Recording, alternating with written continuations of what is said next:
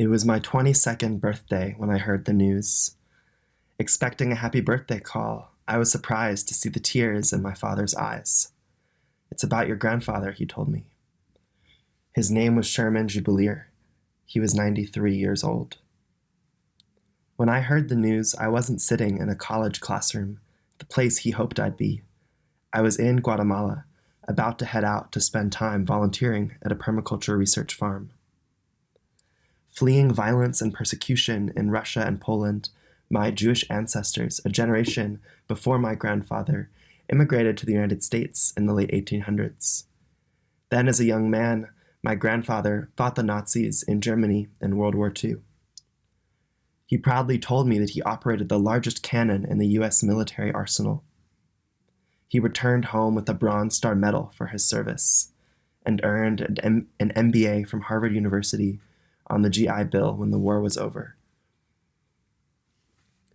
His dream for me was always that I'd pursue my education and secure a stable and reputable job. "Make sure you take an accounting class in college," he'd told me. "Business skills are very important." I can understand why the so-called American dream held such appeal to him, particularly after seeing the fate of Jews who stayed in Europe. I loved my grandfather dearly, but the dream he dreamed for me wasn't my dream. I saw the American dream as a trap to a life that held little meaning.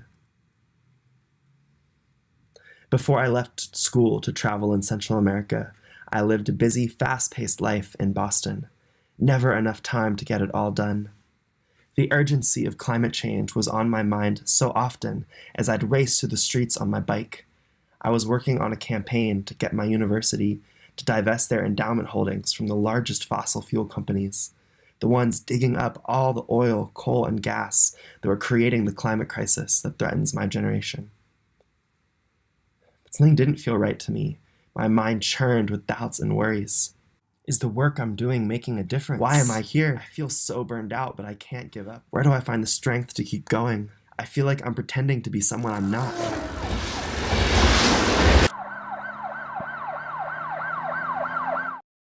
We collided head-on. I ran through a stop sign and careened into a minivan. My shoulder broke her windshield. I was thrown violently onto the hard asphalt. Numb and shaking, I rolled off the street, in and out of awareness until an ambulance came. How much numbness can someone take until they erupt into feeling? What shocks will it take for people to wake up? I spent the day in the ER, my 3 best friends alongside me. In that fluorescent-lit hall, I realized I could have died and was lucky to be alive, looking into my friends' smiling faces. On our way home from the hospital, a triple rainbow soared over the freeway, arcing across the city. The dazzling colors, that fresh, cool air, fragrant after the rain. Tears filled my eyes. I felt so present to this precious, impermanent life. Here now, it could be gone tomorrow.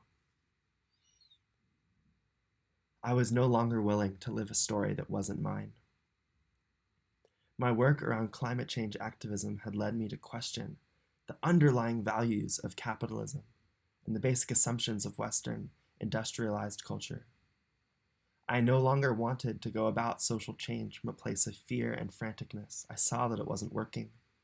And after the bike accident, I didn't have the strength to keep going. I felt so overwhelmed by the magnitude of the crisis we were in.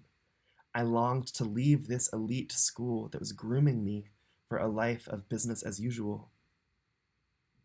I told my family I was leaving college just after the first snow started to fall. Relief flooded through me after I hung up the phone.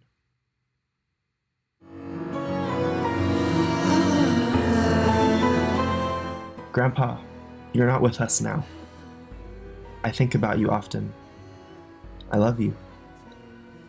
If you were alive today, asking me why I left school, I'd tell you that for my generation, climate change is our Holocaust. Just like you fired the biggest cannon in the military to fight Hitler's army, I see nonviolent direct action, rooted in love, as the most powerful transformative tool we have now to fight the battles of our time.